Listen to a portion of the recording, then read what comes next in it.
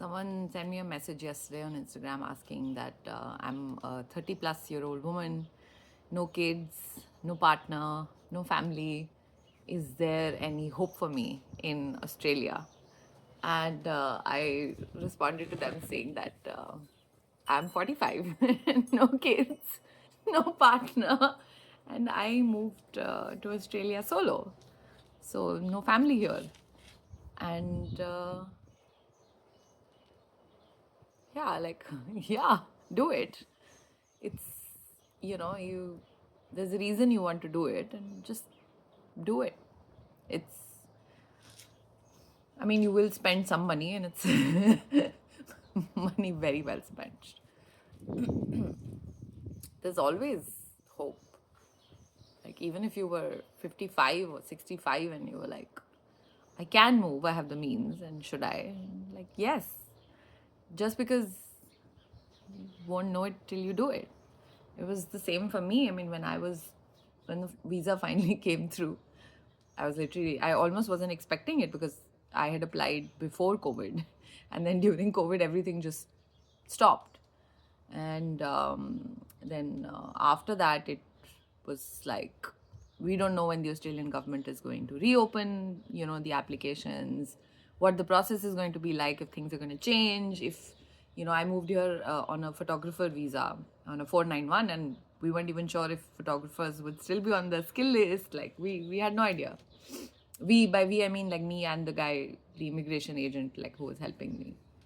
And one day he called me at like 7 in the morning and he's like, oh, you got the visa. And I was literally like, what visa? I'd forgotten about it. And then I was like, oh. And I was like, oh, like, I don't know now. Like, let me think about it. And he was like, what are you talking about? Just go. It was like, no. Like, I need to do my research. And I spoke to like a bunch of people through my friends and family friends, and I called up people in Sydney, in Perth, in Melbourne. I spoke to everyone, and it turned out that nobody knew anyone in Adelaide, which is where I was going to move. And I was like, yikes, how is that going to work? But it works. It's the same everywhere, essentially. It's not like there's something radically different here. I mean, obviously, some of the obvious things that I see are, clean air and the beaches. Like South Australia, beaches are amazing, and I'm a water baby, so I love that.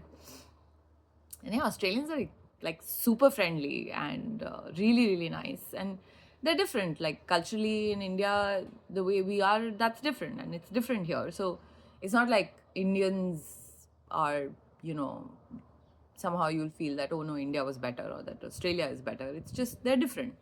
So you get a taste of something different. It's a different experience, and I think everyone should do that. A lot of people, when I used to, talk to young kids, and they used to be like, oh, what should we do? And I used to be like, whatever chance you get, travel. And because it just opens your eyes to so many different things that you probably didn't think were possible.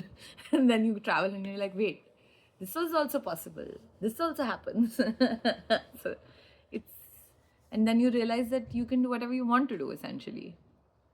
So moving to a place is a deeper way of exploring that, I feel. It's not just, you traveling somewhere for a week or a month. I've been here for more than a year now, and it's always felt like home, like since the day I got here. And it still feels like that. And I'll be, if it comes to a point where I decide to go back to India, if that happens, then I'll go back to India. Like, what's the big deal? It's all this stuff about like, oh no, you came back to India. It's like all self-judgment. I don't think anyone really cares about that. Except like your own self. So yeah, I mean, 30 is young. Like, it's super young. I feel like 45 is also like super young. And it's fun. It's like rediscovering yourself all over again. It's a lot of fun. So yes, please, if you have the means to move to a different country than your home country, do it. Just do it. Won't know it till you try.